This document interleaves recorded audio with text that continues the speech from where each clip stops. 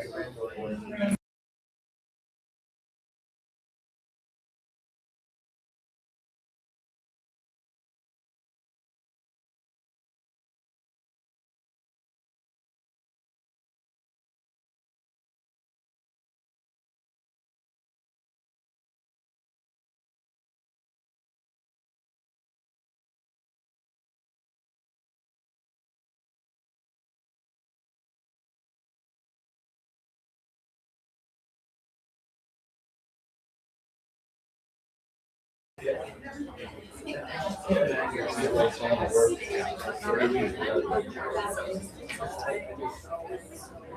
evening, everybody.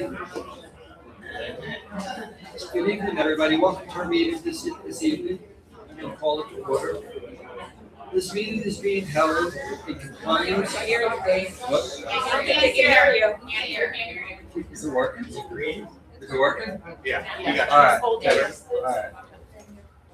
This meeting is being held in compliance with the Open Public Meeting Act and is open to the media and public.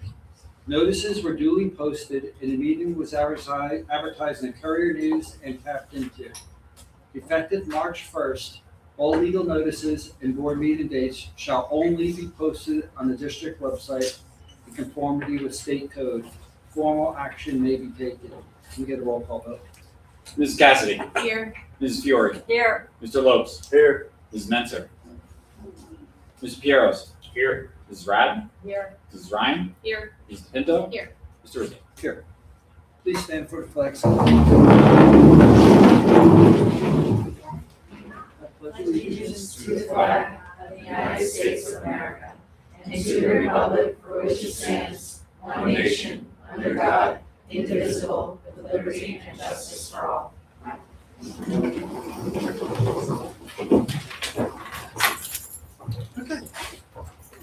So the next item on the agenda is our student representative report.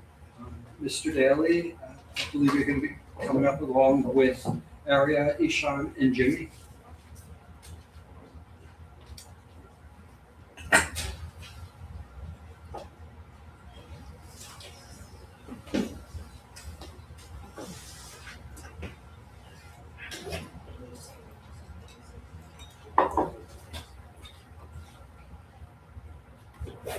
Hello, I'm Ishan.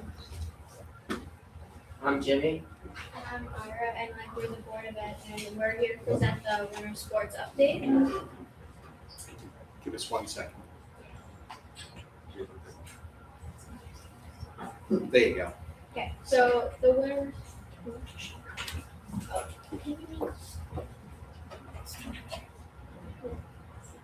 Okay, so our wrestling team, there was like a solid season, and they completed like every match, and they continue to improve throughout the whole season.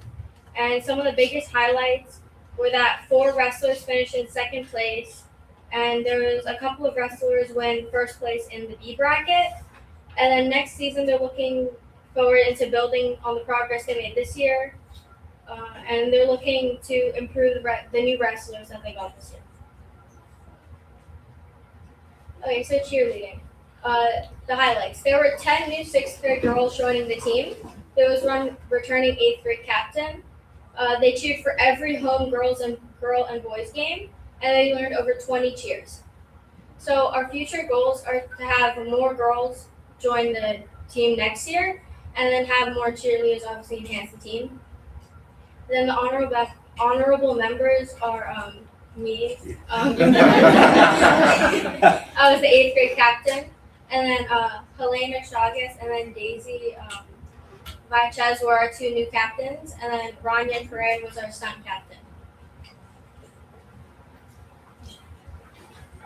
So for girls basketball, the major highlights were that the 18 beat Clinton playing game.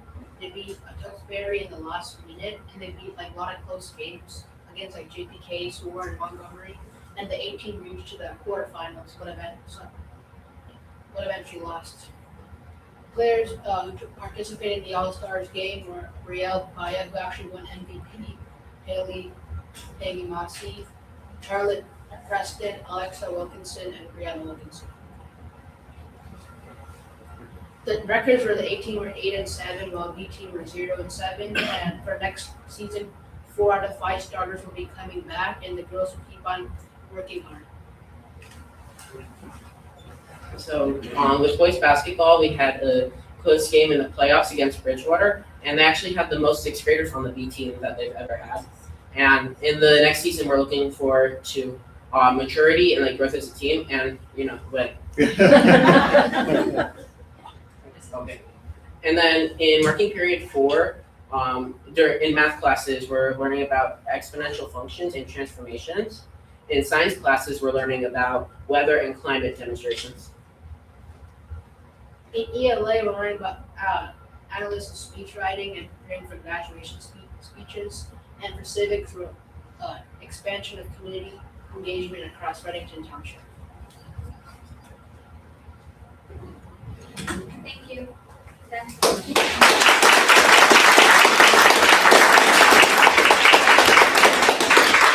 I know that. Does anyone have any questions for them? You guys left too early. Yeah. See if there's any questions. That's okay. Thank you very much for your time this evening. All right, Dr. Hart, Yeah. for superintendent.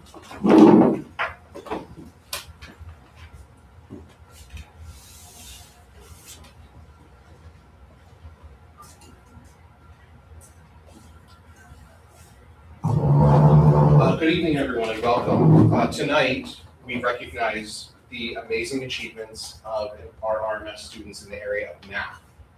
The Association of Mathematics Teachers of New Jersey offers a middle school math competition every winter. They've been doing this for about 14 years.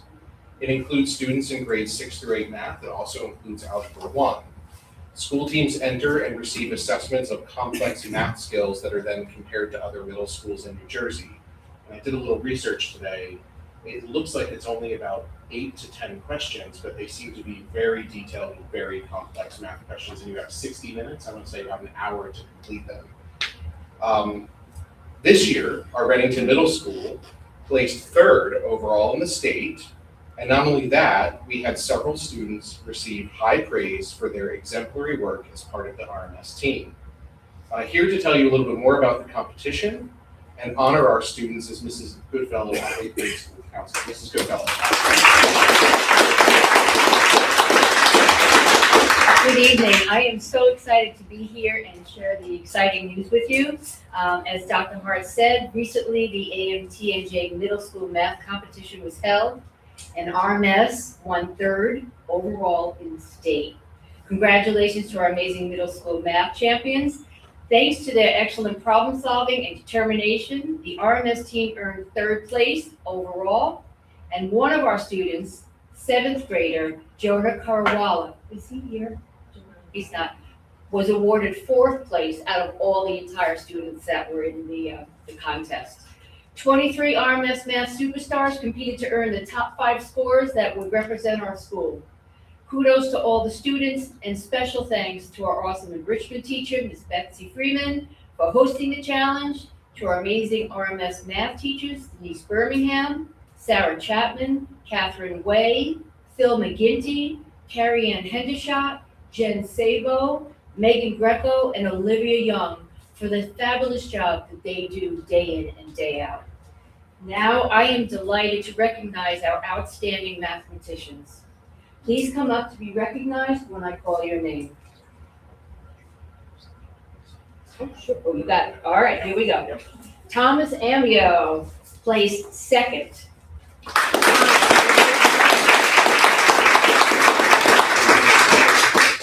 Isabel Bolivar. Cameron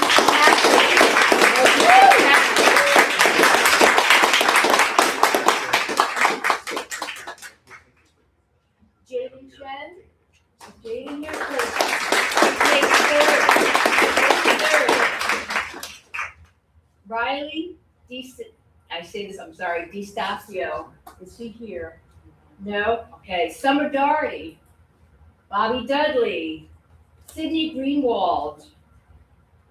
Remy Noel. I know Remy's here. Remy Noel takes 3rd as well. He's a tie. Congratulations, Remy. like your shirt.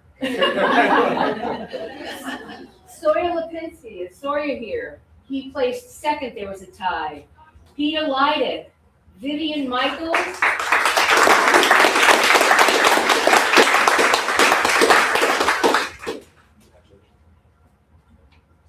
Vivian Michaels, Lauren Mongo, Michaela Mora, Karina Raji, Prinav Ramji,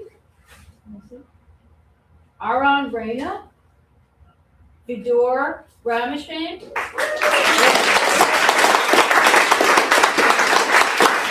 Vidor played second as well in the tie. Henry Schwartz, Matthias Golazar, Henry Walters,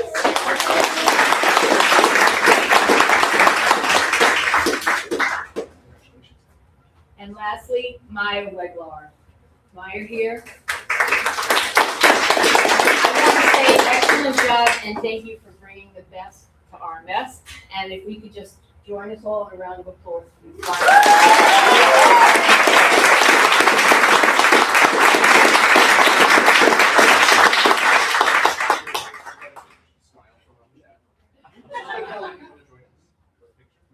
Oh, no, thank you. 1, 2, 3.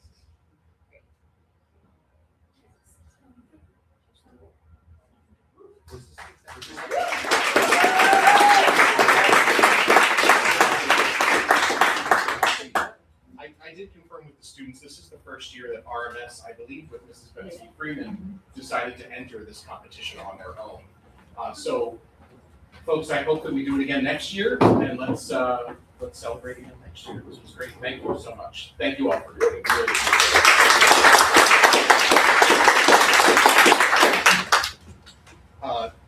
You are all welcome to stay while I talk about the budget and health insurance. Feel free to stay. This is a shorter presentation, but you're welcome to get ice cream. I'd like to provide the Board of Education and the public with the budget timeline and health insurance updates. Mr. Bohm, our business administrator, will help me fill in any gaps or anything like that I miss in terms of our budget presentation. This year is a unique year. So our fiscal year starting July 2026 is unique. And it's unique, and the one thing I'll point out here in our presentation is because we do have a new governor this year. So our timeline generally looks like this. From October through December, Mr. Bowman and I meet with the school and departments to create their budgets. By January, Mr. Bowman and I review all of the budgets and we put everything together in preparation for the Finance Committee meeting, which this year occurred on January 28th. February 10th, last month at our Board of Education meeting, the departments, our curriculum department, pupil services, transportation, technology, as well as administration, all presented their budgets and initiatives that we'd like to include in our fiscal year 26-27 to the Board of Education. On February 24th, the districts were notified through a state broadcast that due to a new governor and a new administration, the governor's budget address was moved from February 24th to March 10th. This is a key date when it comes to developing budgets for school districts. Today was the governor's budget address. It is within statute that 24 hours after the budget address, the governor releases state aid numbers to local school districts. So when the legislature gave the governor her authority to move her budget address 2 weeks because it's a new administration, that then moved our budget presentation back. So we waited today to hear what the governor had to say about the budget. And we will be receiving our Reddington state aid numbers on March 12th. Now, as some of you may know, tonight was the day that we scheduled to actually present the tentative budget to the board and the public. Well, we couldn't do that because we don't have state aid numbers just yet. We can't submit that budget because we don't have our state aid numbers. Last week, we reviewed the budget with the Finance Committee. Tonight, we're updating you regarding the governor's address. March 12th, state aid will be released. So this Thursday, Mr. Bowman and I will receive notification from the state about our state aid. March 23rd is a board meeting. It wasn't initially on the calendar, but we've scheduled a board meeting so the board can vote on our tentative budget and then submit it to the county office for review, which is on March 27th. April 14th, we have a Board of Education meeting, which is clarification. Anything that maybe the state provides us in feedback about our budget, we can make adjustments at the April 14th meeting. Our final budget meeting and our final vote will be prepared on April 28th. That will conclude our budget cycle for the next fiscal year. Mr. Bohm, is there anything that I missed in terms of the timeline? No, typically right after the final vote, we would publish something in the newspaper for the town residents so they would have highlights of our budget. Our budget was also posted on our website along with our budget presentation, so you can look back at the history. A small highlight, I don't want to quote the number, but the budget address today, after the governor's budget address, superintendents, business administrators received the budget in brief, which was only 103 pages. That included the governor's budget address. In that address, there's some unprecedented numbers that the governor has allocated for preschool as well as K-12 education. So I don't know what state aid is going to look like, but based off of that, it sounds like the governor is committed to funding public education. So let's hope that that's good news for our state aid numbers coming out in a couple of days. So some of the challenges that we're facing with developing our budget for next year, a presentation was held by Brown & Brown insurance brokers. All superintendents and board members in the county were able to attend a meeting that happened last week in the evening, where Brown & Brown insurance brokers provided boards and superintendents with a landscape of what the health insurance marketplace looked like. So this slide in brief just tells you about who are the risk bearers, who are the insurance companies that insure local boards of education. So the largest slice here is in the gray slice, that's the state health benefit program. The purple slice are the school's HIF. The blue is Horizon Blue Cross Blue Shield. This is private insurance that districts can engage in. The red slice is the Public Employers Trust. And there are some other self-insured options as well as Aetna. There's a new New Jersey Solutions HIF, which is that tiny kind of green slice at the top. We are in the purple slice. We are the SHIF, the School's Health Insurance Fund. But these are all of the risk bearers. So across the state, this is what the marketplace looks like. And here's the challenge, which is on the next slide. When it comes to insurance risk bearers, the past 8 years being a superintendent, as well as Brown & Brown's 30-year experience in the health insurance industry, we're typically used to health insurance premiums increasing at a rate of 4%, 5%, maybe even 8%. You can see across insurance risk bearers, from the state plan to the PED to SHIF, we're looking at double-digit health insurance price increases. Our health insurance fund, where we are in Reddington, we're looking at approximately a 20 to 21% health insurance premium increase. These are unprecedented numbers. Brown & Brown also told us in this presentation as well that this is not a Reddington problem, it's not a Hardin County problem, it's not a New Jersey problem. This is a nationwide concern. You can see across the state, no matter who your insurance carrier is, all districts are looking at anywhere between conservatively a 16 to 18% increase, upwards of 31% increases. This is a lot of money. This is a lot of money for school districts to insure their employees. And you can see that taxes haven't been able to keep pace with the marketplace when it comes to health insurance. So it's difficult for Mr. Bohm and I to develop a responsible budget and also take into account the increases in health insurance that you can see from 2011-12 to now. We've seen about 110% increase over time. Mr. Bohm, anything to add for this? No, I would just say that health insurance is the district's second largest cost after salaries, and we're obligated to provide insurance to everyone that works over 30 hours, and our board has been committed to offering insurance to everyone that basically works here over that hour threshold. And the big difference between our health insurance and the private insurance is we cannot change how it is developed and the program itself. So in the private market, you can offer single level benefits. You can offer high deductible plans. Those are not possible because our insurance is governed by the state of New Jersey, and the exact format is actually state law. So we have no ability to change any aspect of our health insurance at all.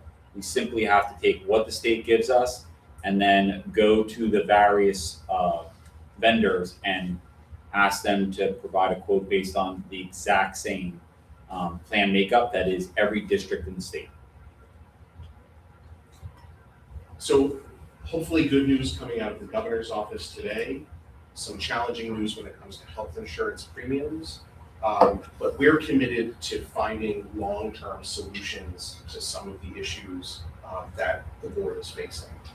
Other budgetary impacts, just some things for folks to know. This is the rate of increase of other things that have to be included in our budget. Salaries are increasing anywhere from 3.2 to 3.5%. Utilities are up 13%. Our general liability insurance is up 10%. We're obligated to provide out-of-district placements for students who require special education services that maybe can't be provided in district, as well as their transportation.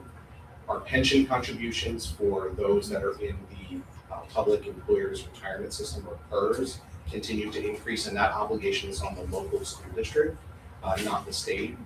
Our night custodial and refuse contract, we have a contract with All Clean for our night custodial. Within that contract, there are approximate CPI increases every year. And we know that we've got some enrollment in housing developments. We have housing developments being built on the Three Bridges side of town. It could impact enrollment that we're looking at very closely for next year. Overall, I guess the governor kind of delaying her budget address has done us a little bit of a favor. We have a little bit more time to put all of these numbers together. And we're looking forward to Jason and I presenting a responsible and reasonable budget to the board and to the public on March 23rd. That's our tentative budget. Mr. Bohm, anything else? No, I think it's, the highlight of tonight was really to show how much pressure there is on the budget. And most of it is from utilities and health benefits. And the increases that you are seeing personally, we are seeing as well. And none of us are immune to it. And we're doing our best to craft a budget that recognizes those pressures, but is also cognizant of the taxpayers and delivering good educational programming. Are there any questions from members of the board this evening? Thank you all. Really appreciate it. Thank you, Dr. Hargan. Our next item on the agenda is our first public comment section. It's limited to items that are on the agenda. It's action items. At the end of the meeting, we have a second public forum for anything that be on or off the agenda. So this is specifically for things that are being voted on, action items on today's agenda. With that being said, I'm now going to open it up to the public. If you would like to speak, please come up, write your name on the piece of paper, state your name and address verbally, and then you'll have 3 minutes to make your comments.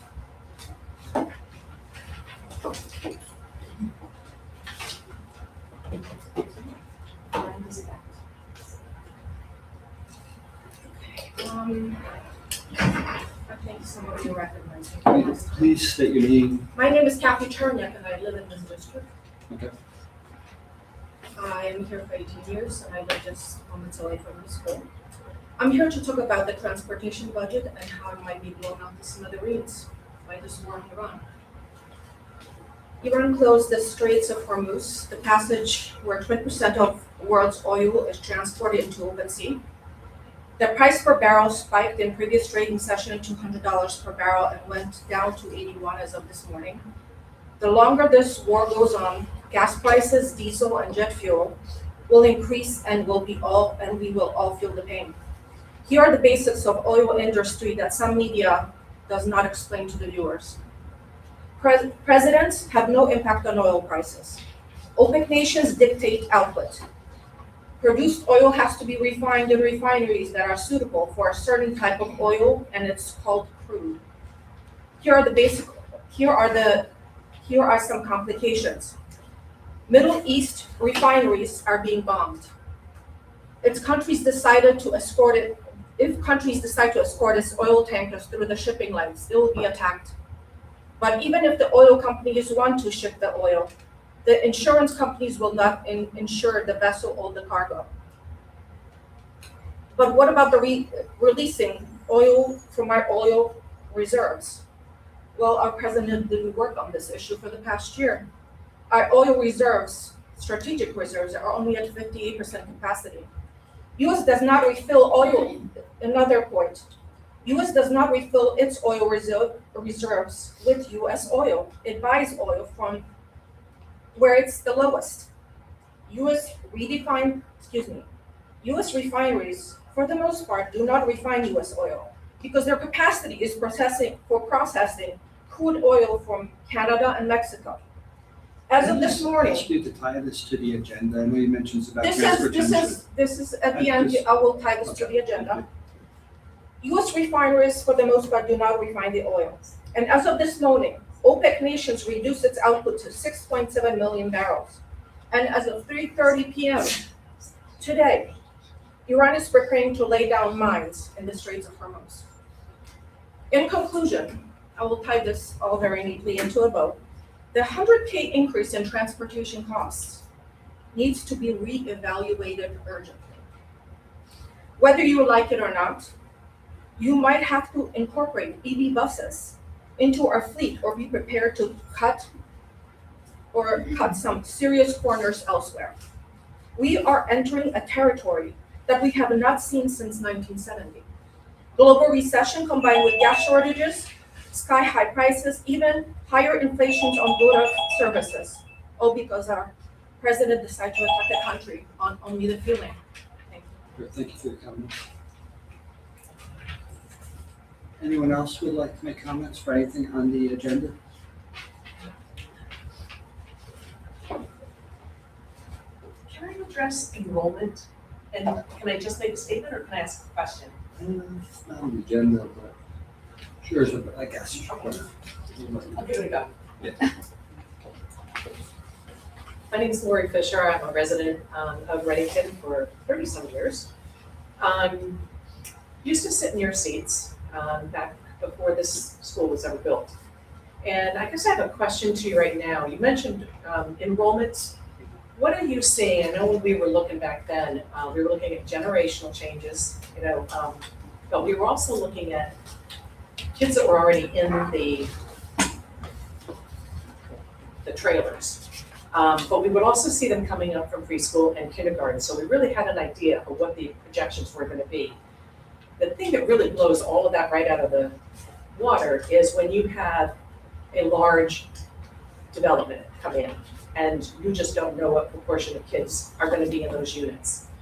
What are you seeing right now as far as the enrollment projections for the next 10 years? Are they increasing? Because I know they sort of stabilized and went down a little bit. Can you address that? Just because it will After the piggyback comments, on- Pardon? we usually make any adjustment after everyone finishes after the session. Okay. And the reason I even bring this up is most of the time we can see it coming. But what would the impact of a mega development in Reddington with a portion of it being senior housing, but a large portion of it not being senior housing in the area of 1,700 units over on the Three Bridges side of town? What impact would that have on school enrollments? Thank you. Thank you.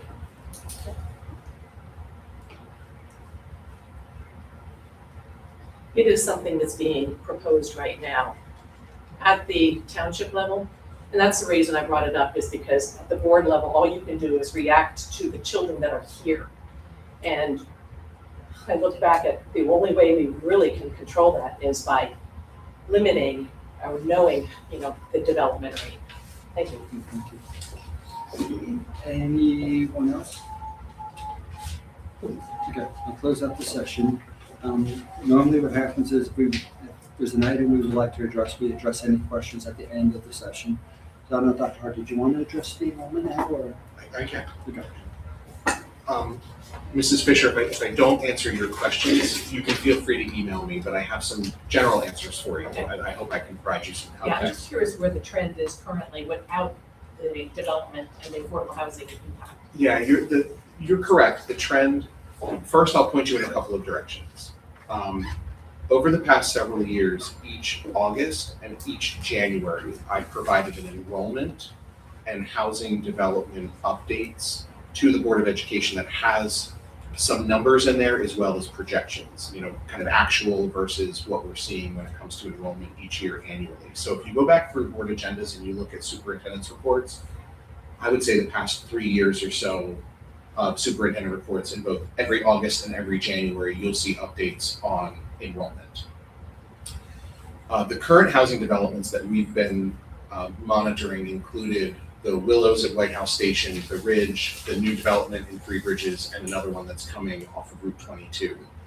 In the past, when we had no formula to work with, we used the Rutgers formula. There was a white paper that Rutgers put out, I want to say back in 2017, that allowed you to estimate K through 12 enrollment of students based off of housing developments. It's based off of numbers of units. It's based off of how many of those units are market rate versus affordable, and how many beds and baths are in each one of those units. We found the Rutgers formula wasn't quite as accurate for us when we were estimating the enrollment from the Willows and the Ridge, which are two of our developments that were recently built. For example, the Ridge has 252 units off of Route 22. And I want to say we probably have 40 students or so that are enrolled in the district from pre-K to 8 from that development. So 252 units sounds like a lot, right?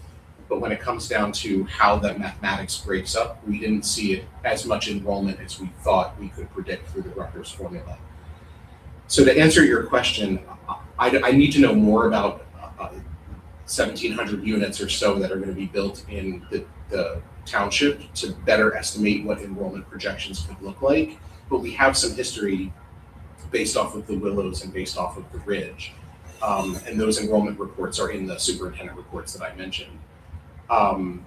So we monitor enrollment.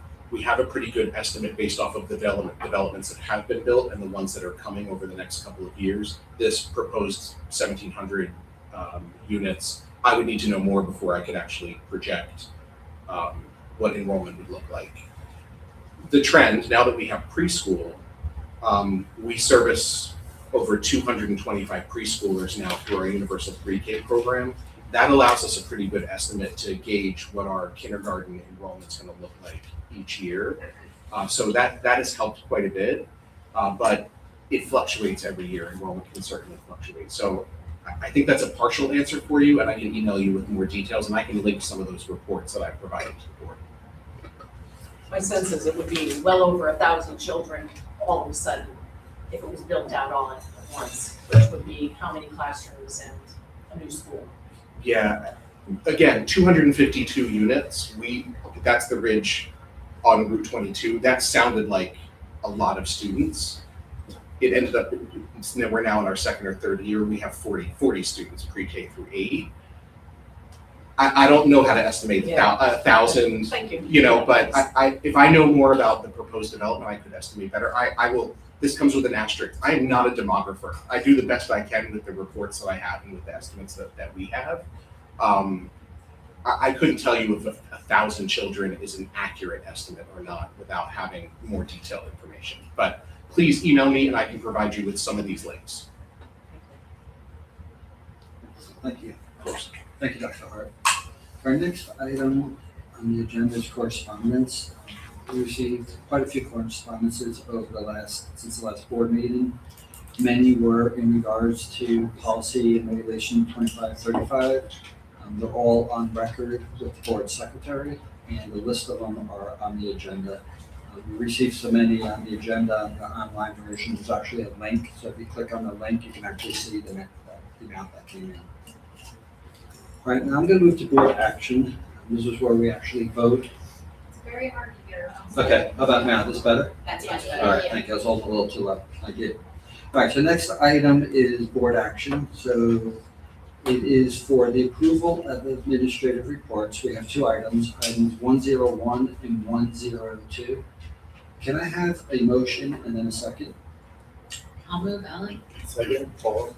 Okay, any discussion on them? Okay, Mr. Bowe? Mrs. Cassidy, Yes. Mrs. Fiore, Yes. Mr. Lopes, Yes. Mrs. Menser, Yes. Mr. Pieros, Yes. Mrs. Rad, Yes. Mrs. Ryan, Yes. Mrs. DePinto, Yes. Mr. Rizzo. Yes. Passes. All right, our next item are approval of minutes. We have two items, 201 and 202. Can I have a motion and a second, please? A second. All right, any discussion? Okay, Mr. Bowe? Mrs. Cassidy, Yes. Mrs. Fiore, Yes. Mr. Lopes, Yes. Mrs. Menser, Yes. Mr. Pieros, Yes. Mrs. Rad, Yes. Mrs. Ryan, Yes. Mrs. DePinto, Yes. Mr. Rizzo. Yes. Passes. Our next item is for finance and facilities. We will have a committee report out by Michelle in a few minutes. So can I get a motion and a second for items 301 through 313? Motion. A second. Okay, thank you, Michelle. So the committee met on Thursday, March 5th. The first topic that we discussed was the select solar proposal. Easy Energy contracted with the district 2 years ago to expand solar at all 4 district schools. But due to issues with financing, Select Solar has agreed to take over the contract from Easy Energy. In order for the project to qualify for 30% federal ITC credits, the project must have 5% or more of work completed by July 2026 and be fully completed by December 2027. Select will be able to meet the July 2026 requirements. In order for the project to be financially viable, changes to the project structure were needed. The power purchase agreement is the amount the district will pay to Select over the life of the project. The amount was adjusted to ensure financing can be obtained. The contract with Select will have 2 options. The district can pay the PPA amount for 15 years, and at years 16 and 21, the district and Select have a mutual option to continue PPA for another 5 years.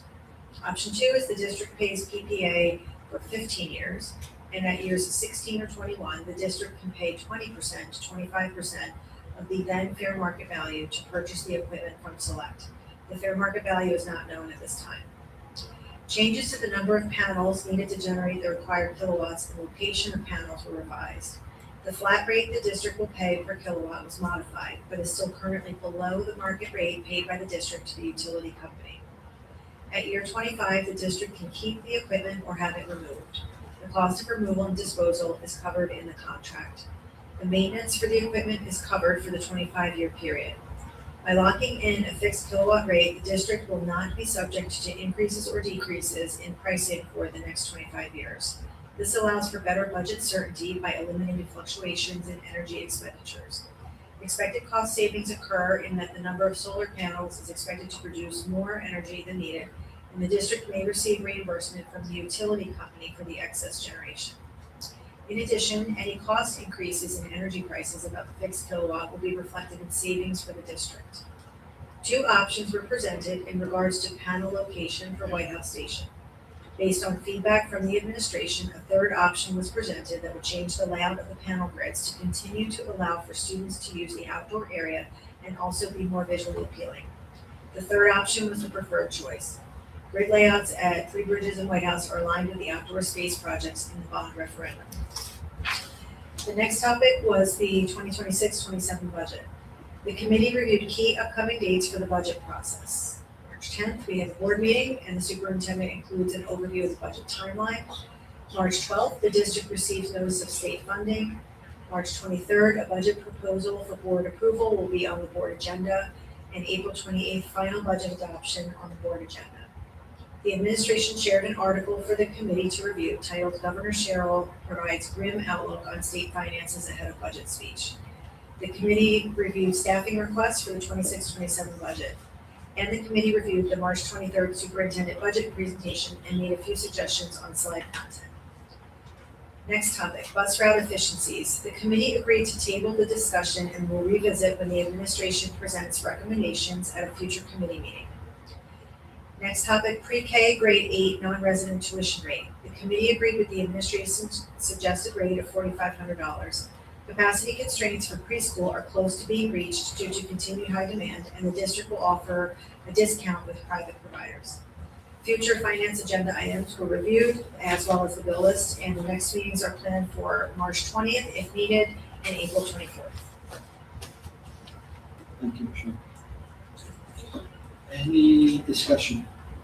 Thank you. I noticed that a number of these initiatives that we just funded, the playground renovations, the solar panel installation, and the track refurbishment, might involve some tree removal, and, considering our Trees for School project that Mrs. Freeman is putting forth, I just wanted to make sure there was transparency around what trees are going to be removed and what our plan is to make sure that we're reinstalling them. And to keep in mind that building shade is nice, but tree shade is even better for keeping playground attendees and athletic activity attendees cool.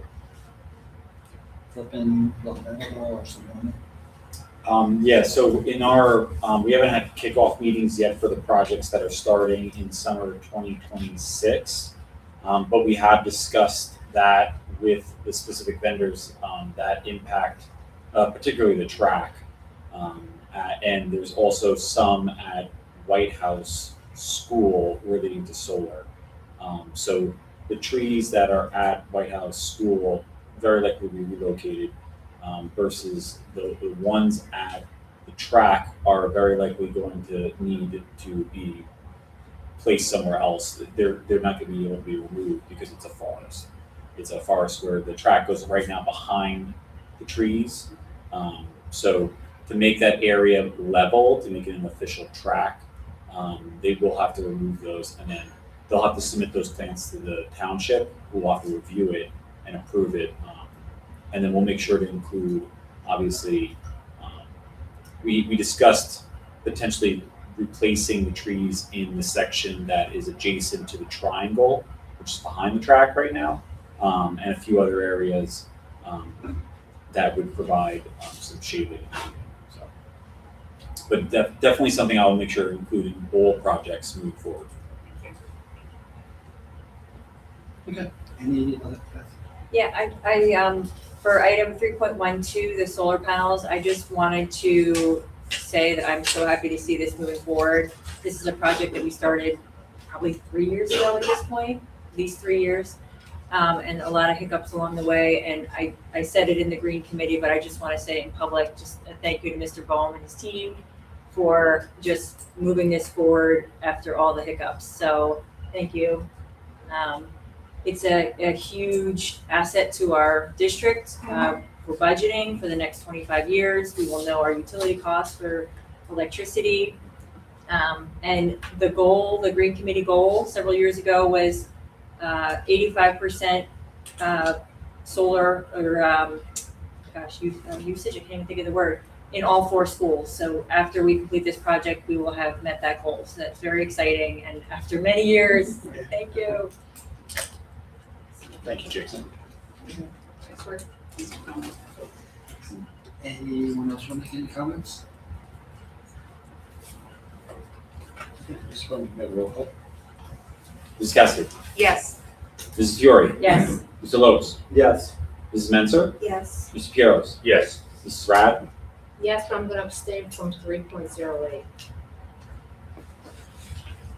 Ms. Ryan, Yes. Ms. DeVinto, Yes. Ms. Rizzo, Yes. passes. Our next item on the agenda is our education technology section. We do not have a committee readout this month, but we do have 10 items to move. We have items 401 through 410. Can I get a motion in a second? Motion. I'll second. Okay. Any discussion on the items? Okay, Mr. Bowman?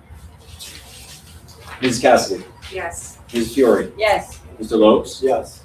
Mrs. Benser? Yes. Mr. Pieros? Yes. Mrs. Rad? Yes. Mrs. Ryan? Yes. Mrs. DePinto? Yes. Mr. Rizzo? Yes. Passes. Our next item is personnel. We will have the committee read out. We have 6 items, 501 through 506. May I have a motion and then a second? I'll move on. Second. Okay, thank you. Christina? So the committee met on February 20th, and the first thing we discussed was staffing updates. We are currently experiencing a period of stability with no staffing changes at RMS, HBS, TBS, or White House for the preschools. We have received 1 paraprofessional resignation and will begin the process to fill that position. Transportation is fully staffed at this time. We also have 1 FMLA leave that we will need to cover. The committee discussed staffing for the 26-27 school year. The committee also discussed non-tenured staff for the 26-27 school year. In regards to registration and preschool enrollment, we currently have 6 open preschool seats. Of the 253 total seats, 15 are designated for special education and 238 are for general education. We then discussed the district will be establishing a district evaluation advisory committee that includes a diverse group of stakeholders. The goals of this committee meeting are review the current educator evaluation process and identify state-approved flexibilities, recommend the state-approved flexibilities for the 26-27 school year, discuss protocols and forms as samples for state-approved flexibilities, recommend alternative rubrics for educators such as child study team members, counselors, coaches, etc. The first meeting will be held on March 30th at 4 p.m. And the committee also discussed a personnel matter. Agenda items are new hires, and we set our next meeting for March 16th. Excellent, thank you, Justina. Any comments from anybody, discussion? Okay, roll call vote, please. Mrs. Cassidy? Yes. Mrs. Fiore? Yes. Mr. Lopes? Yes. Mrs. Menser? Yes. Mr. Pieros? Yes. Mrs. Rad? Yes. Mrs. Ryan? Yes. Mrs. DePinto? Yes. Mr. Rizzo? Yes. Passes. Our next item is our policy communication. We will have a committee readout. We have 2 items to move, 601 through 602. Can I have a motion and a second? I'll move on. I'll second. Thank you. The committee met on February 9th. The first item we discussed was Alert 236. Policy 1552 and Regulation 1552, sexual harassment staff. Strauss SMA has developed new policy and regulation guides 1552 to address the topic of sexual harassment of staff in the school district. Policy and regulation guides 3362 and 4352 previously addressed this issue but did not address Title IX, which also applies to sexual harassment of staff in the school district. Policy and Regulation Guides 1552 incorporate 2 separate federal regulations requiring action by a school district in response to a complaint of sexual harassment.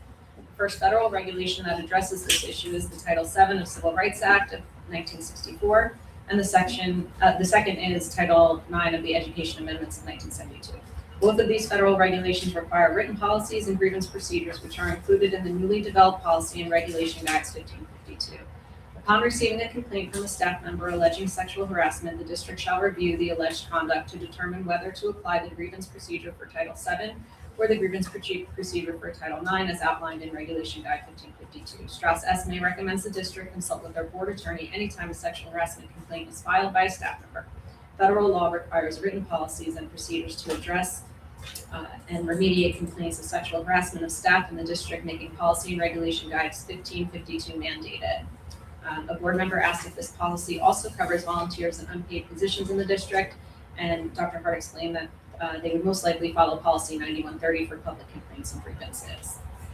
We then discussed policies that will be abolished, Policy and Regulation 3362, sexual harassment of teaching staff members, and Policy Regulation 4352, sexual harassment of support staff members will be abolished with the adoption of the new Policy and Regulation 1552. We then reviewed the Strauss SMA audit. Dr. Hart reviewed the audit of our manual up to the 3000 series so far. He created 4 categories. Category 1, the policy was updated but was not reflected at the time of the audit. Category 2, the policy was updated but it was not reflected in the online system yet. Category 3, the policy needs to be updated but is not mandated, and we opted to not adopt the policy. And Category 4, we need to update the policy. The committee discussed how to best utilize the audit and integrate it with our tracking document. We decided to create another column in our tracking document for the new category numbers. We will each go through our assigned sections and compare our notes to the audit notes and highlight which policies and regulations are of highest priority, which will enable us to move through the manual faster and more efficiently. We then discussed a social media report. Our consultant, Lori Perlow, put together a social media report for us. This report included our goals, performance overview, audience insight, interactions, top and low performers. The performance overview showed that from May 1st to August 24th of 2025, we had 3,634 views and 16 interactions. And from August 25th to December 15th, 2025, we had 119,420 views and 1,949 interactions. Our top performing posts were the ones that focused on our students, staff, and awards. Using purposeful and balanced content that includes photos will work best for future posts. We are looking into linking the Facebook account to the Instagram account as well. We then reviewed our policy tracking document. We started reviewing the 3000 series. We reviewed policy 3124, employment contract. There was a question about the number of days notice for non-tenured positions. Dr. Hart will confirm an update. Policy 3125.01, employment of non-represented employees. We do not currently have this policy. A neighboring district has this policy. We will check the audit and look into it to see if we should also have it. Policy 3130, assignment and transfer. Dr. Hart will look into whether or not ours needs more details for non-teaching staff, and also review neighboring districts' policies as they seem to have a few more details than ours. Policy 3134, assignment of additional duties. We consider including extra safety requirements for coaches and club advisors, include statements similar to neighboring districts that have athletic coaches and club advisors covered under the negotiated agreement as a non-athletic extracurricular activity. Must holder be able to obtain a current CPR and AED certification as well as first aid certification prior to the start of the season in which they are coaching, or the first session of the non-athletic extracurricular activity. All outdoor coaches must attend the Rutgers safety course. They only have to do that one time. Coaches must also complete an annual concussion training as well as heat acclimation training prior to the start of the season in which they are coaching. Coaches and club advisors must provide documentation of all completed requirements prior to the start of the season in which they are coaching, or the first session of the non-athletic extracurricular activity. A teaching staff member can accrue no tenure or seniority rights in an extra duty position and is not entitled to reappointment to an extra duty position. Dr. Hart will review this and get back to us. Policy 3143, dismissal. Consider cases where the district terminates without notice. This will also be reviewed, and Dr. Hart will get back to us. Policy 3150, discipline. The board will endeavor to protect the school children of this district from the influence of unfit employees. The Board of Education shall challenge the continued employment of any employee who demonstrates inefficiency in the performance of his or her duties, is incapable of performing those duties, violates by unbecoming conduct the public trust placed in employees of this district, or by other means fails to exhibit the good behavior necessary to sustain employment. When the charges are filed against a tenured employee by any person, the board shall determine their gravity and probity in accordance with the statute. This is different from other districts. Dr. Hart will review and get back to us. Policy 3151, assessment and pay. The other districts do not have this policy. Dr. Hart stated we do have a need for this policy, and this will also be reviewed, and we will review any changes needed. Policy 3216, dressing grooming staff. The policy was reviewed back in 2022, and it was determined that no updates are needed. Policy 3223, evaluation administrators, including principals, vice principals, and assistant principals. This is a mandated policy. Dr. Hart will review this policy for missing definitions of administrator, collective bargaining statement, and construction of rubric. Policy 3231, outside employment as athletic coach. Dr. Hart will review this additional clause to see if we should add it to ours. A staff member who wishes to accept employment as an athletic coach in another school district must request and receive permission to do so from the superintendent of this district. If the staff member may need to request any special accommodations from this school district to fulfill their coaching responsibilities in another school district. A special accommodation may be considered for a requested duty assignment, temporary work schedule adjustment, and/or other considerations. A special accommodation will not be considered if it would violate any provisions of any collective bargaining agreement within the district. The staff member's request to the superintendent must be in writing, and must indicate with specificity the accommodation that may be required. The superintendent, in consultation with the staff members, building principal, and/or immediate supervisor, will evaluate each request on a case-by-case basis. For policy 3232, tutoring services, we do not have this policy, but we should consider it. This will be reviewed, and Dr. Hart will get back to us. The agenda items are approved policy and regulation 1552, abolish 3362 and 4352, and our next meeting is Monday, March 16th at 3:30 p.m. Excellent. Thank you, Ellen. Any discussion? Good. Mrs. Bowman? Ms. Cassidy, Yes. Ms. Fiore, Yes. Mr. Lopes, Yes. Mrs. Menzer, Yes. Mr. Pieros, Yes. Mrs. Rad, Yes. Mrs. Ryan, Yes. Ms. DePinto, Yes. Mr. Rizzo. Yes. Passes. Thank you.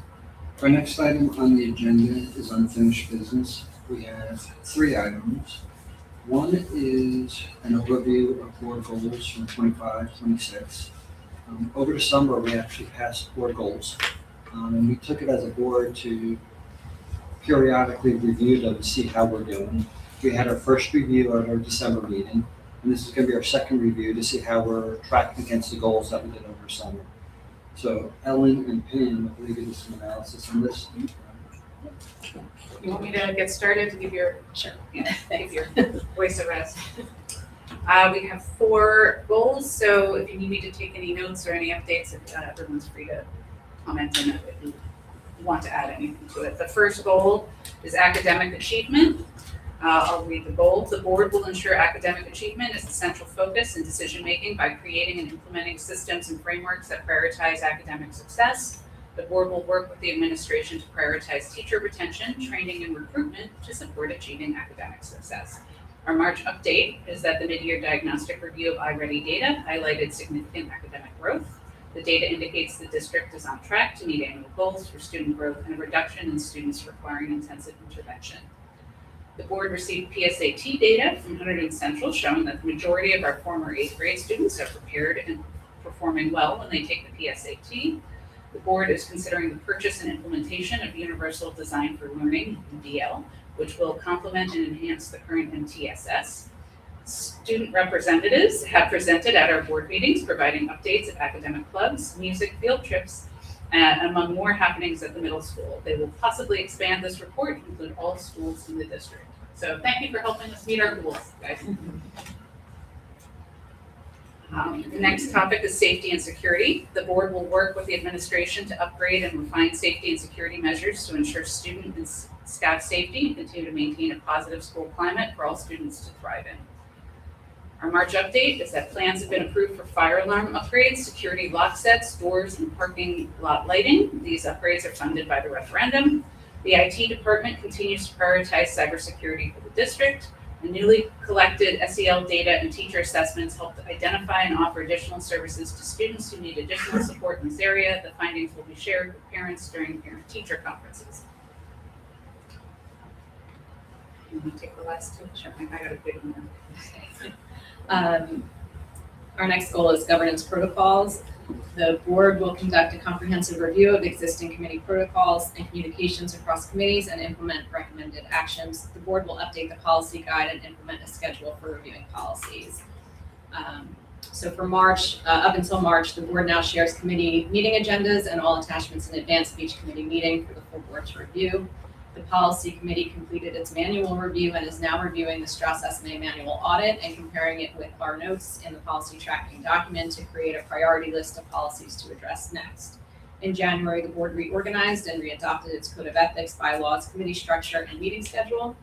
And the board approved effective March 1st, 2026 onwards, all legal notices and board meeting dates shall only be posted on the district website in conformity with revised state code. Our last goal is referendum and strategic planning. The board will collaborate with the administration to launch enhanced communications to inform community members of the referendum. The board will empower the finance committee with the administration to create a capital project plan regardless of the referendum outcome. The board will facilitate the implementation of the strategic planning process in coordination with the administration. So through March, the board launched a new strategic planning process for the 2026 to define long-term district direction. The board hired Judy Wilson as our consultant to help us put our plan together. Individual stakeholder interviews, stakeholder surveys, parent, staff, student, and community forums are underway, and many have completed. Core and action teams have been formed and will be meeting. Referendum projects have been prioritized, and the following will begin this summer: fire alarms, security locks, smart boards, playgrounds, parking lot lights, doors, roof replacements, life skills suite, track, and windows. The referendum project progress will be monitored on our district website, available under the Quick Links tab.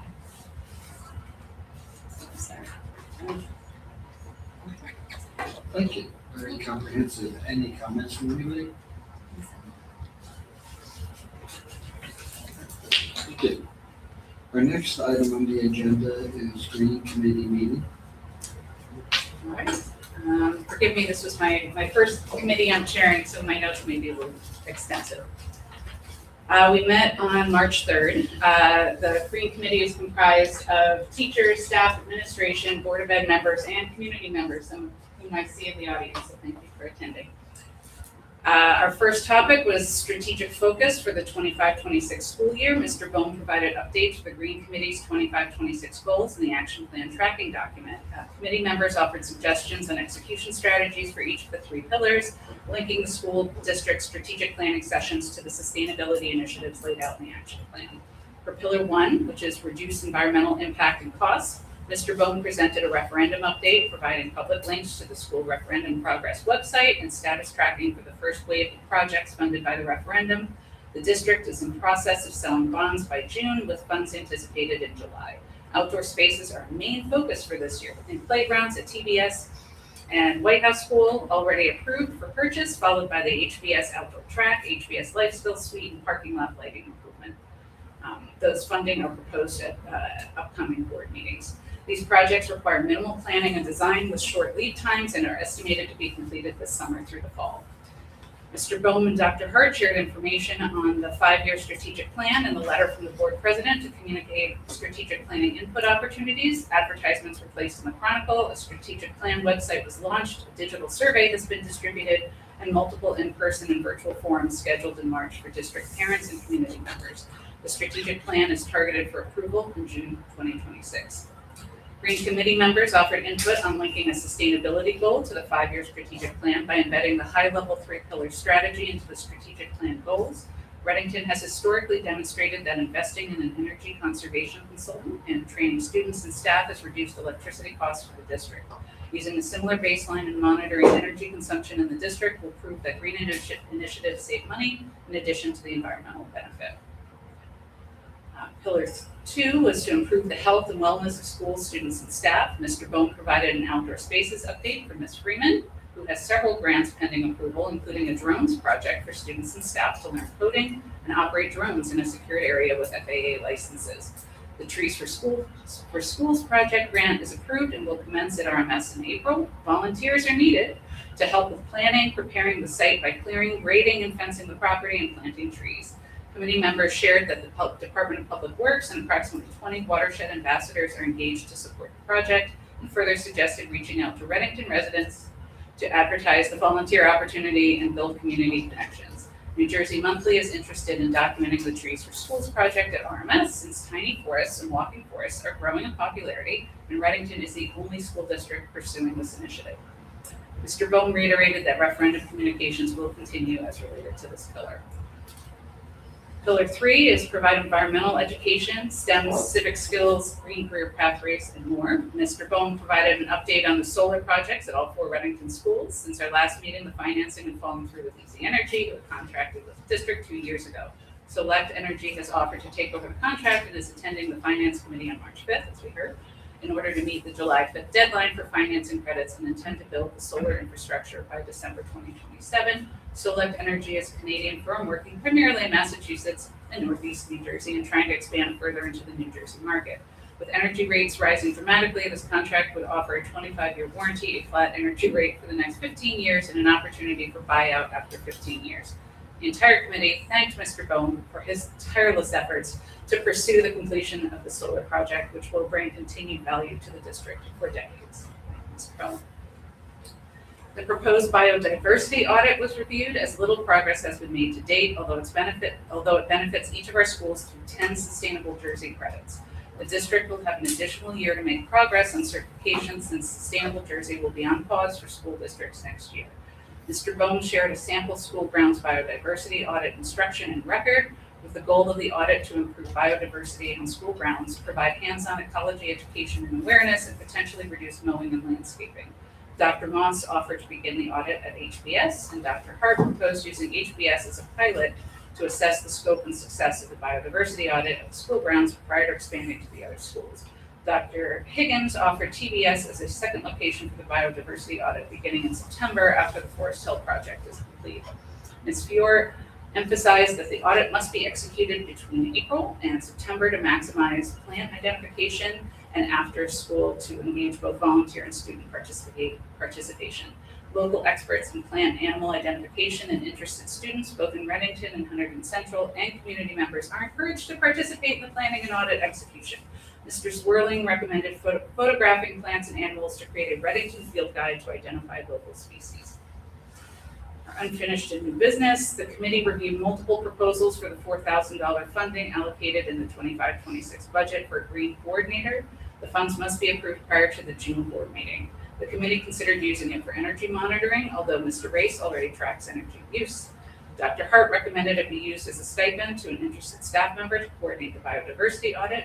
One Green Committee member volunteered to take this role and will pursue further with administration to lead this initiative. Ms. Betterman shared how air quality monitoring programs are being implemented in nearby schools. Inexpensive Wi-Fi enabled air quality monitoring devices are several $100s to purchase and install, measure particles in the air, and can provide long-term STEM education tools to connect students to publicly issued air quality ratings.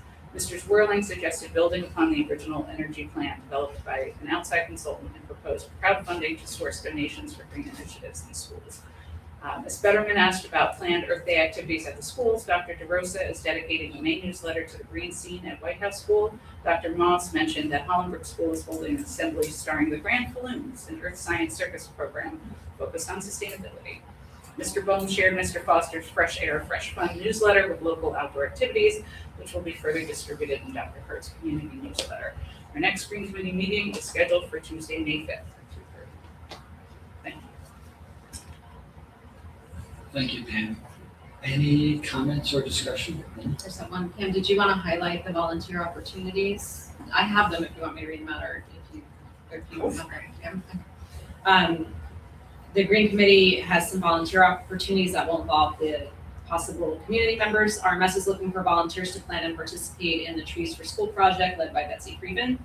The district is looking for volunteers to plan and participate in a biodiversity audit of each of the school grounds, starting at Hollenbrook School. Several referendum projects are either approved or nearly approved and will be starting this summer. And those will be highlighted, but those don't need volunteers. Yeah, so it's those two volunteers. If anyone's interested, talk to your friends and send them our way. Thank you. And then was the stipend also considered to apply toward the strategic planning cost, or I didn't know if that was brought up or I mentioned? know that had been originally proposed, and it was in the agenda items, but I think the committee itself was really focused on using it towards these particular initiatives. And I believe that the committee preferred the biodiversity audit support so that we can execute that. We'll get, it was 10 Sustainable Jersey credits for each school. Okay. Sizable. Any other comments or discussion? Thank you, Pam. Our next item on the agenda is your Strategic Planning Board Committee meeting minutes. I will be reading those out.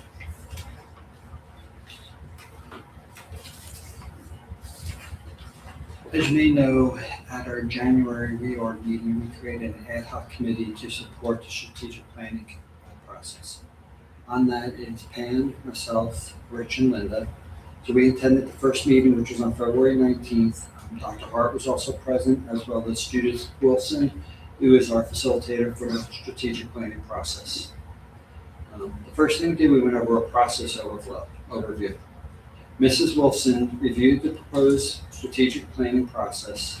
The key steps include an introductory letter, survey administration, one-on-one meetings, forums for parents, staff, and community members, a core team meeting for goal development, development of actions, and then board review and approval. So that's the process we're gonna be going through the strategic planning creation. The next item we discuss are the surveys. They were sent to us on the week of February 23rd to review, and the surveys have been sent out. They are about 6 surveys. One is pre-K to second grade for parents and faculty. The other one is 3 to 5 for parents and faculty. The third one is 6 to 8 for parents, faculty, and students. The next one is grade 5 students. We have another one for pre-K to 8 support staff, both instructional and non-instructional.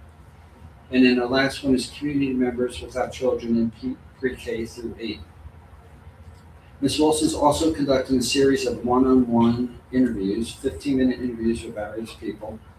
The groups that she'll be interviewing are all BOE members, all administrators, private preschool providers, members of the HSA and RTEA, and then the Hunterdon Central Superintendent.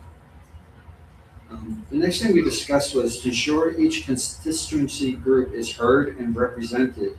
We came up with some recommendations about doing crossover between groups. Now, these are just recommendations. People could attend the groups, but this is some recommendations we came up with. One is BOE members can optionally attend any of the forums, but since they're being interviewed one-on-one, it is recommended they not attend any other forums, for example, as a parent or community member forum. Another example we came up with is administrative and staff members can optionally attend other forums, such as a parent forum if they have children in the district. But we recommended that they only attend one forum, either the parent forum or the staff. Parents can optionally attend the parent or community member forums, but we're asking that or recommending that they only attend one, either the parent or the community member. The next item we discussed was the core team. Ms. Wilson recommends a core team of 27 to 30 members representing various constituency groups. To make up the core team, we're going to have 29 individuals, and actually change to 30 after this. We're bringing in someone from the NJSBA post this meeting. Lori Hurley, I think her name is. Yeah, she's our communications consultant. I don't think she's affiliated with James. So we're going to actually have 30 members of the core team. They may or may not include 2 students. Dr. Hart's going to follow with parents and staff to see if students can miss 2 days of school, or if they can only attend certain parts of the meeting. So that's to be determined. The 4 BOE members that are part of the committee, myself, Rich, Pam, and Linda. Dr. Hart, of course. We're going to have 2 community members. We're going to have 6 parents and students in the district recommended by Dr. Hart. And then we're going to have 14 Remington School District administrators and staff selected by Dr. Hart. Ms. Wilson's going to gather the information from the various surveys, forums, and one-on-one meetings. Data will be presented to the core team on April 29th and 30th. Ms. Wilson will collate the data from the one-on-one meetings and forums and present it in raw data format for the core team to review. The survey data will be collated, will not be collated except by group, and will also be presented in raw format. The reason why we're doing raw is so the committee gets to see the data without being filtered.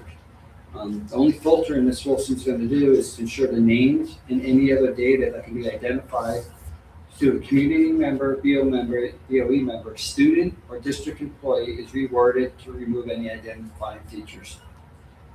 Prior to the core team meeting, superintendent and the BOE president is going to review the data presented by Ms. Wilson. They will only review the data in regards to confidentiality and identifying personal information, and may ask board counsel for review of any items raised as concern. Once again, we're not filtering any data at all. It's going to be raw data presented to the core team. We went over some timelines and dates. The first one is related to communication surveys, public forums, core team meetings, and goal and action items. The items I discussed earlier, we went over the dates for them. If you want to see all the information on our website, in the superintendent's corner, there's a section called Strategic Planning Process 2026. If you click on that, everything I just read to you is actually on that website with much more detail. So that's where I actually got a lot of this information from. So it's a great resource for you to go to. But some of the key dates that we have are The surveys are going to be sent out between February 23rd and they're going to close on March 13th, so this week. The virtual and in-person information sessions begin on February 24th and end on March 9th. The core team meeting will be held on April 29th and 30th. We're going to develop goals and action plans in May, and we're going to have review and approval of a strategic plan in June. Dr. Hart and Mr. Rizzo will send out an introductory letter to Reddington student families the week of February 23rd. Communications to community members without children in the district will be addressed via an article in the upcoming Chronicle newsletter. And any communications will come from the Strategic Planning Committee, and we'll keep the Communications Committee and other members aware of the items discussed. We have no agenda items. For our next meeting, we have none planned. We'll all be at the core team meeting on April 29th. So that will be our next meeting there. So that's what we discussed. Any items for discussion? I just had a couple of questions. I was wondering what type of a response we've received to date. I don't have any access to the surveys. Judy Wilson has it all, so I'd have to check with her. I do know that I plan on this week sending out reminders to staff and parents to make sure they answer the survey. Great. My other question is there any conflict since us as board members will be interviewed to fill out the survey as a parent from a parent's perspective? I think so. Okay, I I wasn't think sure. answer as a parent, the Okay. parent survey, and you had your one-on-one interviews with Judith Wilson as well, so, yeah. Yeah, answer as yourself individually as a parent. Exactly. Thank you. And it's all anonymous as well, so it's not like any board member can be identified. And the good thing about the surveys is there's a bunch of questions up front, and at the bottom, there's, I think, 4 or 5 open-ended questions. So it gives an opportunity for all the different groups to actually verbalize or write what they're thinking, not just selecting answers on the form. Okay. Any other comments, discussion? Okay. Do we have any new business from the board? Any items? I do very quickly. Garden State Coalition of Schools met on February 18th to discuss post-secondary education in New Jersey and how to retain students, our best students in New Jersey. Not a whole lot to do with the pre-K to 8 district, but I was thinking that they mentioned a few recommendations that we could consider for a strategic plan around giving credit for life experiences and encouraging teamwork and communication through sports and other activities. So really focusing on some of those non-academic activities we do, but that do bring tremendous value to the whole student. Thank you, Pam. Any other items? Good. Our next item on the agenda is our second public comment section. This could be for items on or off the agenda. Similar to before, you have 3 minutes to make comments. If you have any comments, please come up to the podium. Write your name and the town you're from and verbalize it as well. So please come up.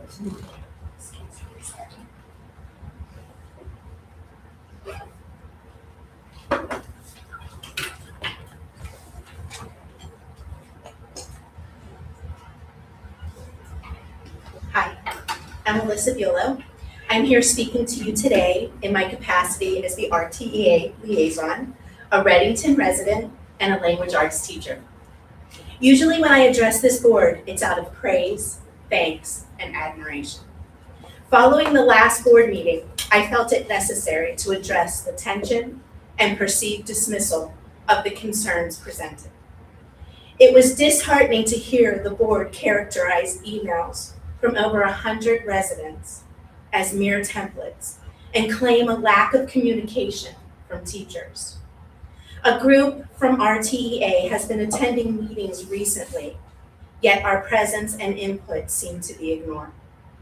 Please understand that attending these meetings is not a matter of entertainment for us. We begin our days before 7 a.m. and often remain here till after 9 when in attendance.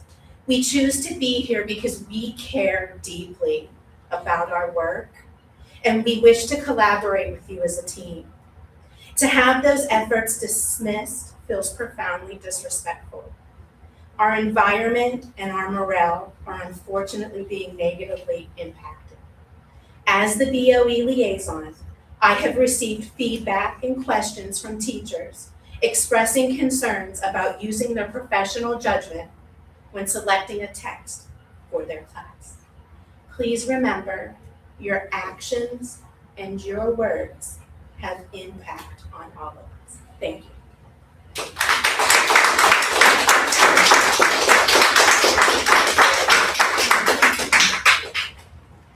Hi, my name's Joyce McGibbon. I've taught in the district for over 20 years, and I'm here tonight to also talk about the freedom to read policy. I have no intention of speaking. Meryl Vance spoke on behalf of all the RTEA members for the last 2 meetings. She spoke for all of us.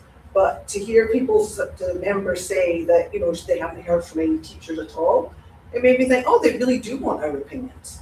They want to hear from the people on the front line. So I want to thank you for the invitation to come and speak to you tonight and to give our side of things. So the decision to modify the wording on the policy and regulation was troubling to many teachers for many reasons.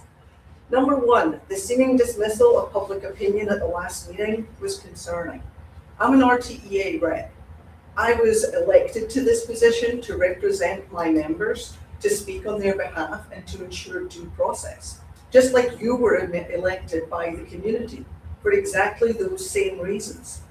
But is that happening? Is dismissing over 120 emails as cut and paste? That seems to disregard the genuine feedback that was in those emails.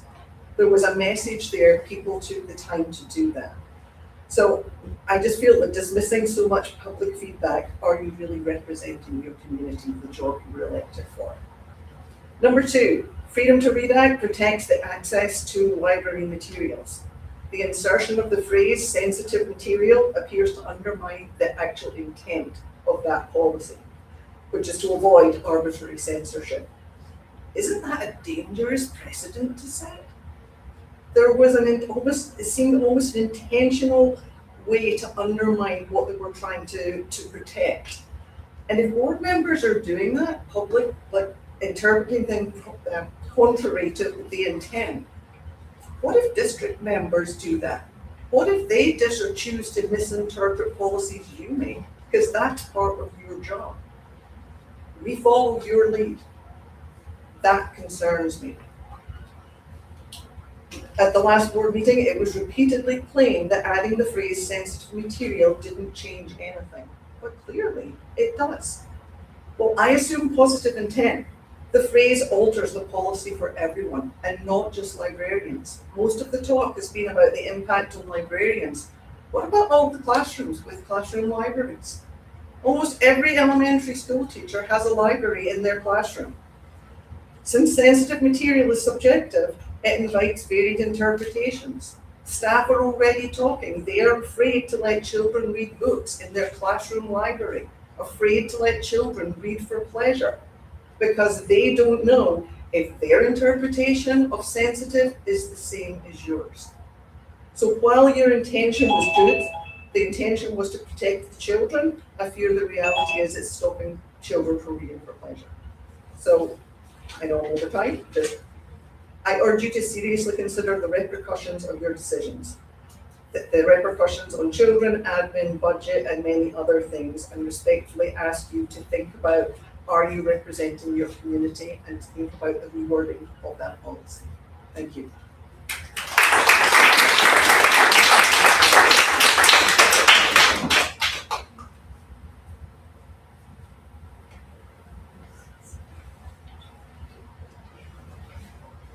Good evening. My name is Lauren Mahoney. I have been a teacher in Reddington for 21 years. Over the past 3 months, this board has spent significant time debating the benefits and wording of Regulation 2535. I do want to thank you for engaging in robust discussion, and I especially want to acknowledge those members who raised concerns about unintended consequences. That concept has stuck with me in the weeks since, and I think it's important for the board to know that many of the concerns raised are already being felt with the teachers. The rationale for the regulation, its vague language, which even board members could not consistently define, and the brushing aside of existing policies that already allow parents to opt their children out of certain texts, along with several actions over the past few years, have increased unease, insecurity, and anxiety among staff about how the board views our professional judgment. While the stated purpose of the regulation was to support and guide our librarians, the result has felt very different. The intent may have been to support them. The impact, however, has been to question their professional expertise and to suggest that they are not already taking steps to consult with supervisors when difficult decisions arise. In this process, did the school librarians or any other language arts teaching staff specifically ask for support in making tough decisions? If not, the extensive time spent on this topic, while disregarding feedback urging caution, sends a clear message that our librarians' qualifications are not enough to ensure their thoughtful decision-making. This concern was repeatedly voiced by community members and even board members, but was ultimately not reflected in the outcome. When a board positions itself as the final decision maker on undefined sensitive materials, it sends a troubling message that the professional expertise of educators is not enough. This is especially concerning when those materials have already been reviewed by highly qualified specialists, supervisors, and our superintendent. This perception has fueled claims on social media that there is, quote, pornographic reading material in our schools. Claims that are untrue and unfairly disparage the integrity of our educators. Parents absolutely have the right to decide if their child is ready to read more sophisticated topics. But that right should not extend to limiting what all children may learn and explore. Classroom teachers are concerned about the books in our own classrooms. Because the regulation never defines sensitive materials, teachers now worry about potential backlash simply for recommending a book that helps a child grow as a reader. I urge the board to reflect on this decision-making process and to listen more deeply to the concerns brought before you. Remarks that over 100 emails voicing concern, quote, didn't count, give the impression that community feedback was not fully considered. The children of Reddington Township are smart. They are capable. They are our best and brightest hope for the future. It is our honor to teach them and to know them. Reddington teachers take that responsibility and privilege seriously.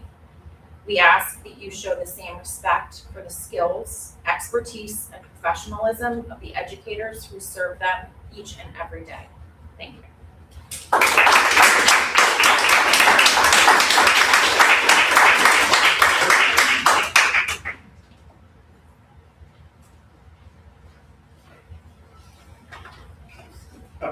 Tom Curtis, Reddington Township. I have a tremor, so I'm not going to write my name here. I think it's important for everyone to recognize that you folks are board members because the community felt that you best represented their values and the things they wanted in the education system in town. So they elected you folks. So with all due respect to the professionals that are here tonight, I think there was an issue that really brought this to a head. And that was the fact that there was a book in the library, and it currently still is. It's called Me and Earl and the Dying Girl. And if that does not have profanity in it, then nothing does. I'm going to spare you some of the language used in there, but the F word was used 54 times within the text. The SHI word was used 50 some odd times. The mother blank was used 7 times. This committee was formed to review whether that book should be removed or not. And it was decided that it had enough cultural and artistic value to keep it in the library. So I think that speaks to this idea that there is no material in that library that shouldn't be there. As far as parents' right to have their kids read what they want, that's fine. They can go to a public library, they can go to the internet library, they can get that stuff anywhere they want. But why it has to be in our school library, middle school library with 11-year-olds to 14 at top year olds. Why someone would want that kind of material in there is beyond me to understand. I really don't. Now, people have said that, oh, this new board has an agenda. Be honest with you, anyone that wants that book in the middle school library, I believe, has an agenda. So again, the point being, you people were elected because I think the community felt that you best represent our values and desires. And I hope you continue to do that. Thank you.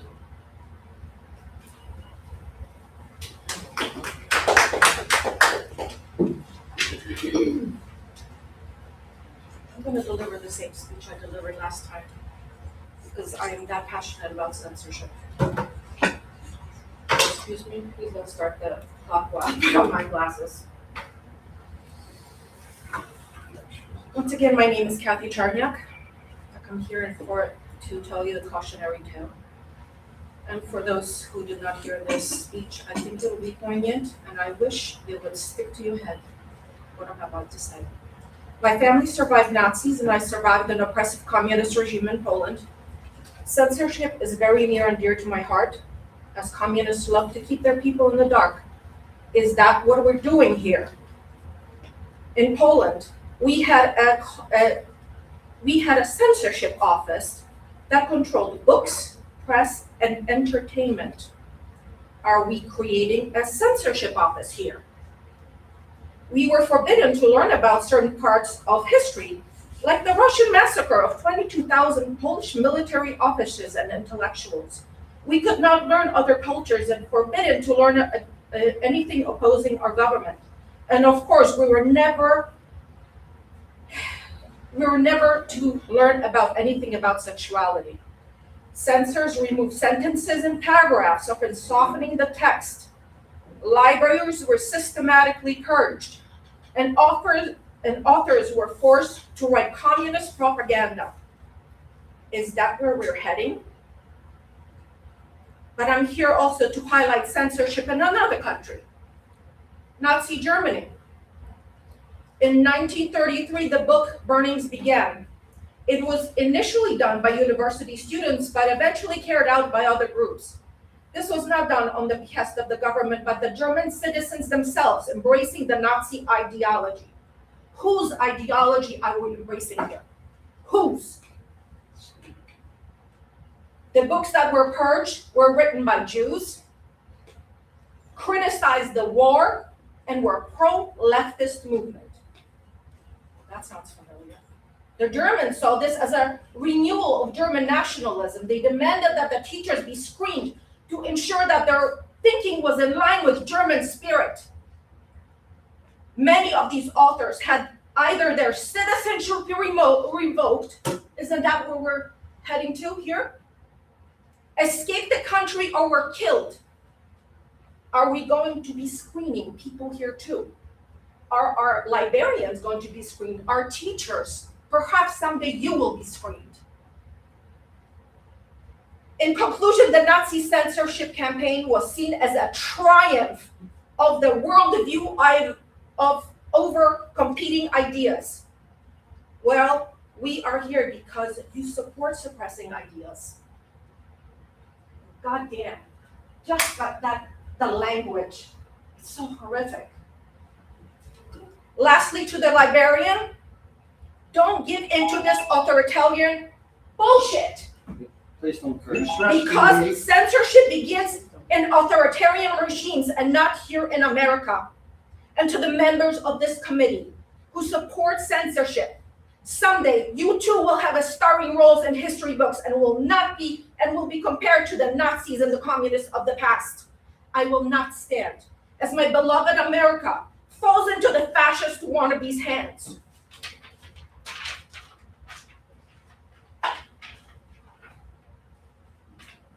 Okay, anyone else have comments?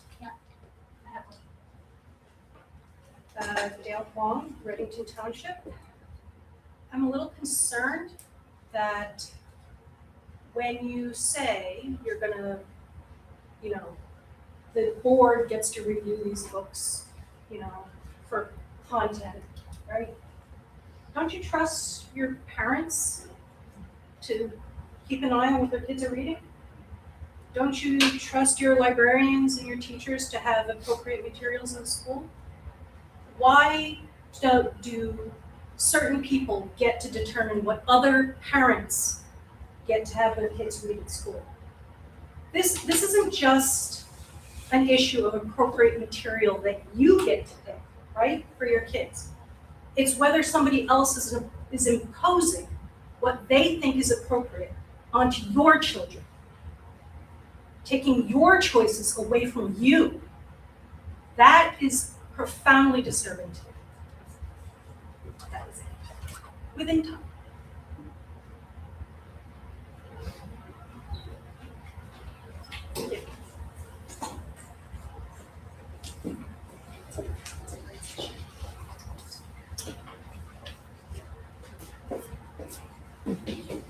Hi, my name is Catherine DeLuca. I'm a Reddington Township resident, District 6. I wanted to first thank the board for reading my correspondence at the last meeting. I did deeply appreciate it. And I was also heartened to hear the communication and discussion that seemed very intent on encouraging curiosity and also development of school children. In that spirit, I wanted to come and speak at this month's meeting to follow up from my email from last month. As has already been mentioned, and I won't spend a lot of time on it, there were a lot of distressing things, namely the whole-scale dismissal of the email templates that were sent. One of the reasons I felt I had to come today is to demonstrate that the emails have people behind them and not just like machines or anything like that.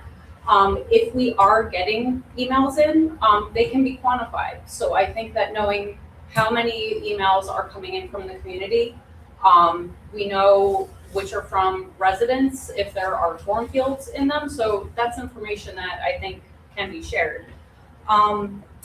It was also extraordinarily disheartening to see not only community comments, but feedback from educators in the community disregard it. And another thing, quite honestly, that I found profoundly upsetting was the chair's assertion about how this is probably how the process worked. Hearing that this is probably the way something is demonstrates not full awareness of how it actually is. So a lot of the questions I raised in my communication were about what the existing process was. You know, are we introducing redundancies when there's, especially times when we are so close to what our budget, limits are, and that's very much in consciousness. Are we introducing processes that don't have any value? I am very glad that the gentleman had brought up the one book that has been challenged, Me and Earl and the Dying Girl, because at the March 14, 2023 board meeting, it was identified that the challenge originated from a person who's currently a member of the board. That would seem to me to be a conflict of interest. Why do I care? As I had mentioned before, I don't have children in the district. I spent grades K through 5 in private school, grades 6 through 12 in public school, and I can say that my public education was foundational. So in my capacity as a community member, somebody who supports teachers, librarians, educators of all stripes, prior to today's meeting, I did provide the board administrator, Mr. Bohm, with a pro se petition of appeal against Reg. That was my 3-minute timer that I set personally for myself. That was for Reg 2535. So there has now been a formal challenge that has been filed. Thank you.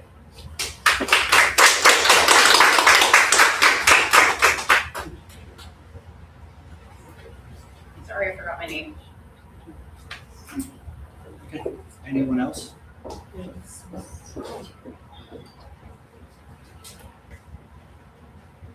don't know. I am Gargi Adhikari. I want to introduce me as a Reddington resident, a parent, past parent, my daughter's out of the school system, and an employee of this district. I'm also a 2024 Hunter County Teacher of the Year, And I'm standing here because just as a parent, I wanted to stand here and salute her teachers, her librarians, because when she was out of Reddington into, looking for jobs, internships, and today she is a very productive citizen of the United States of America. So are her Reddington friends that she's been in touch with.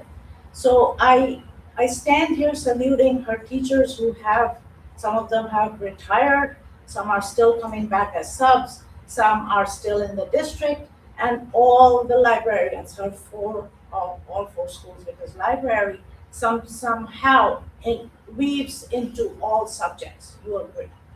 Today, as a teacher in my classroom, when I teach, my first priorities are the kids in front of me.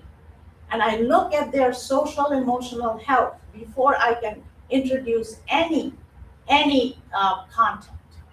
And I feel like the board has ignored that health, the emotional health of the staff. And whatever happened last week, from the part where public could speak at the beginning to the end, I felt like all our comments were ignored. And there was a part where I thought to myself, okay, today, ego is overriding mindfulness. You were not mindful of the emails you received, you weren't mindful of the comments that were made standing here, you weren't mindful of Merrill Vance coming here, talking about how you're destroying our morale. You weren't mindful of the RMS librarian who stood here and had to defend her, all her degrees and how she is able to, how she qualifies for her position. So it is hurtful. And today I stand here saying that when I teach and I want to take up new initiatives, it doesn't feel good. And I feel for staff sitting there. Thank you.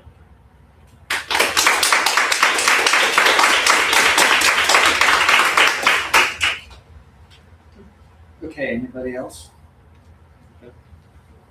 All right. Jason DeLuca, resident of Reddington. So I figure I'll take my time to read from the Reddington website. Code of Ethics for School Board Members. A school board member shall abide by the following code of ethics for school board members. I will uphold and enforce all laws, rules, and regulations of the State Board of Education and court orders pertaining to schools. Desired changes shall be brought about only through legal and ethical procedures. I will make decisions in terms of the educational welfare of children and seek to develop and maintain public schools that meet the individual needs of all children, regardless of their ability, race, creed, sex, or social standing. I will confine my board actions to policymaking, planning, appraisal, and I will help to frame policies and plans only after the board has consulted with those who will be affected by it. I will carry out my responsibilities not to administer the school, but together with my fellow board members to see they are well run.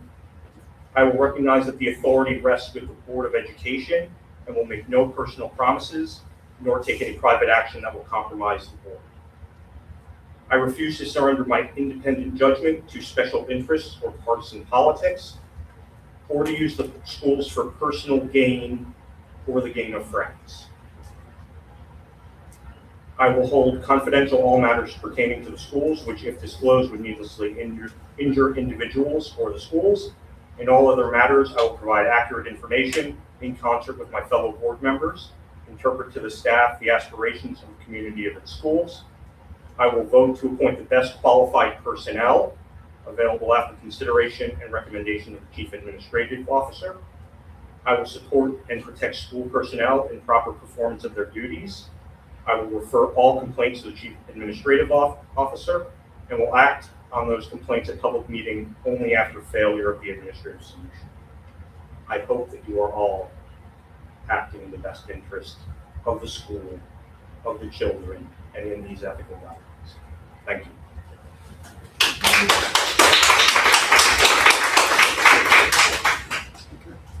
Anyone else in the forum?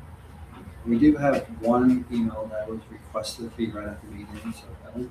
We also have a comment online from an @Wow Now John. Funny how a lot of people look uncomfortable on the board because they know it's true with the hands emoji. I also have an email here from an Andrea Caballero. You can't hear? Dear members of the Readington Board of Education, as a longtime Readington Township resident, I am writing to express my strong opposition to the board's attempt to alter the language of the Freedom to Read Act passed by the state in 2024. The addition of the phrase sensitive material in policy and regulation 2535 is a vague term open to individual interpretation. This inclusion undermines the original intent of the policy, which is to protect intellectual freedom and ensure access to age-appropriate materials. Such language appears to be an intentional loophole to allow for the arbitrary banning of books. Furthermore, it is highly concerning that the board president publicly states his opinion before an official vote takes place. This is an unethical procedure that appears designed to influence other board members rather than upholding the standards of the office. I request that the board reflect on community feedback and reconsider the amendments to policy and regulation 2535. The policy should be adopted in its original form to protect the Freedom to Read Act as intended by law. I am unable to attend the next meeting, therefore I would like to read this read aloud into record during the public comment section of the meeting. Sincerely, Andrea Caballero. Any other comments before we close out the session? Okay, well, thank you very much for coming out today and making your comments known. I'm now going to move to executive session. We have a motion. Motion to adopt the following resolution. Resolved to adjourn to executive session in accordance with the Sunshine Law to discuss a legal matter and 2 HIVs for approximately 30 minutes, at which time the board expects to return to public session where action shall be taken. The matters discussed will be made public if and when the circumstances requiring confidentiality no longer exist. However, it is not presently known when such circumstances will exist. I will move this. Can I get a second? I'll second. Okay, do a roll call. Ms. Cassidy. Yes. Ms. Fiore. Yes. Mr. Lopes. Yes. Ms. Mentor. Yes. Mr. Piero. Yes. Mrs. Rad. Yes. Mrs. Ryan. Yes. Mrs. Pinto. Yes. Mr. Richard. Yes. Okay. Well, we're going to be moving to executive session, so thank you everyone for coming out today, and have a good evening.